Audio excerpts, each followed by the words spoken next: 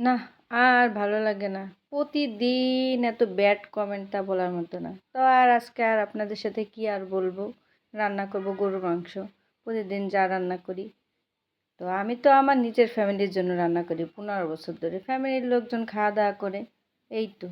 আপনাদের জন্য রান্না করি? না, আপনাদের যদি ভালো লাগে দেখবেন, না লাগলে কি আর করা? স্কিপ করবেন।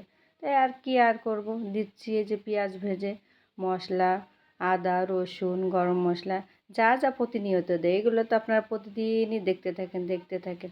তো ফ্যামিলির লোকজন খায় তাদের জন্য রান্নাবান্না করি। এই তো তাই আজকেই রান্না করব হলো আপনার গরুর মাংস। তাই দেখতে থাকেন।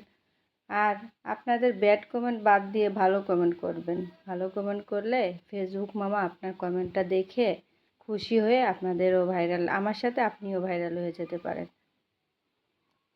এই তো নিত্য নতুন আর কি রান্না করব।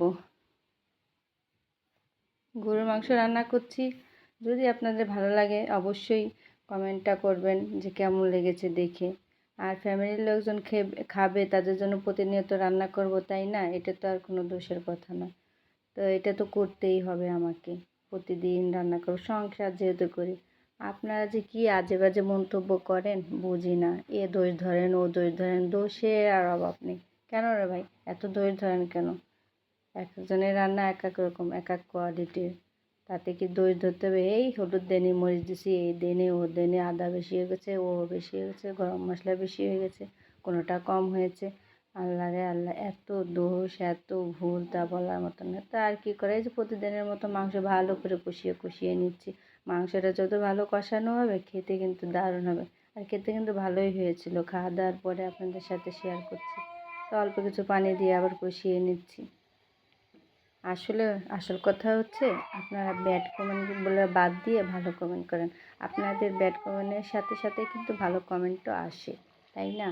তাই সবসময় চেষ্টা করুন ভালো কিছু চিন্তা ভাবনা করবেন, মাথায় ভালো কিছু রাখবেন, দেখবেন মন ফ্রেশ থাকবে, ভালোও লাগবে সব দিক দিয়ে।